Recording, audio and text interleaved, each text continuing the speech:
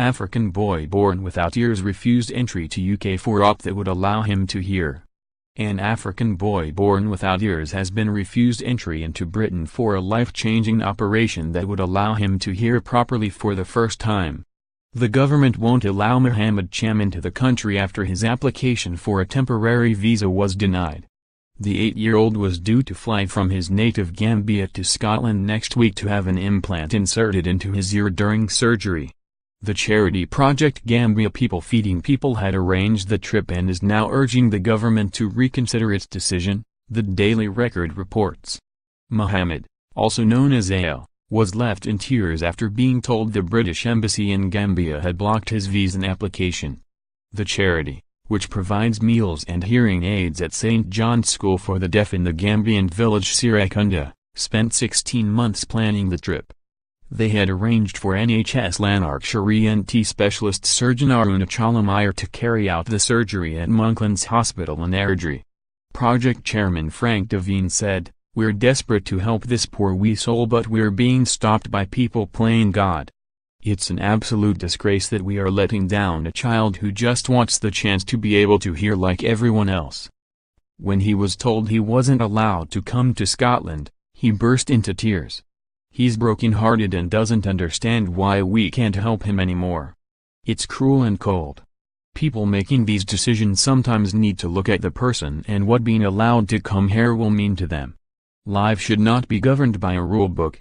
He's been so excited about coming over and now, through no fault of his own, it's not happening. Dr. Iyer is one of our biggest supporters and has already supplied deaf children across West Africa with 15,000 hearing aids. He kindly agreed to see wee AL and was planning to operate on him. Frank insists the charity followed every procedure on the visa application and were stunned to discover it had been knocked back. Mohammed, who was born deaf, was due to travel to Scotland with his deputy head teacher Mary Ann Allen and Project Gambia volunteer Alison Kinera, with all three set to be surprise guests of honor at the charity's summer ball. They were due to stay with Frank's project partner, Paul Lafferty, at his home in Bellshill during their visit. Frank, 57, from Moss End, said, "Everything was in place and we never thought there would be any issues with visas. We followed every procedure to the letter and spent a month in Gambia working on the application. They knocked us back because we never told them the name of the surgeon and because we didn't mention the hospital that the operation was to be performed in, but we were never asked to provide that information. Why refuse visa applications with stipulations we as a charity were never asked to adhere to? We answered every question asked of us. These questions were never posed, and if they were, we would have answered them. To refuse the visa application on those grounds is a joke. We just wanted to help give a child a chance to hear again, but it's being made so difficult. We promised we would get him sorted and we keep our promises, always."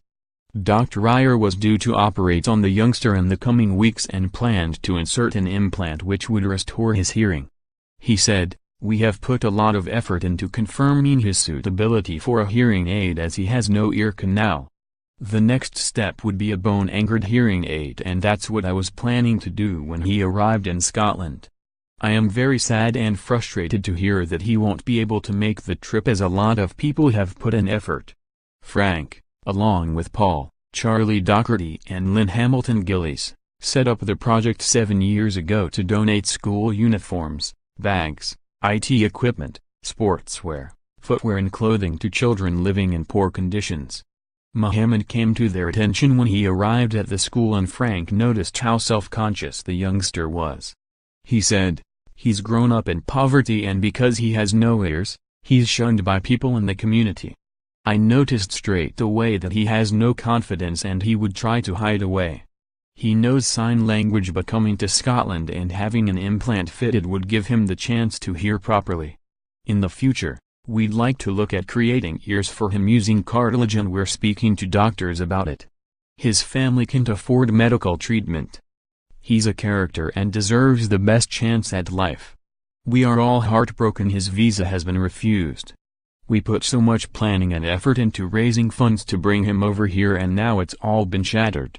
The Home Office said it is not normally possible to come to the UK as a visitor to access NHS services. A spokesperson said, applications for an individual to visit the UK for medical treatment must demonstrate that private healthcare arrangements are in place ready for their arrival. In addition, they must include a letter from a doctor or consultant detailing the medical condition, estimated cost and likely duration of the treatment and where it will be delivered. Where that is not provided, applications will be refused.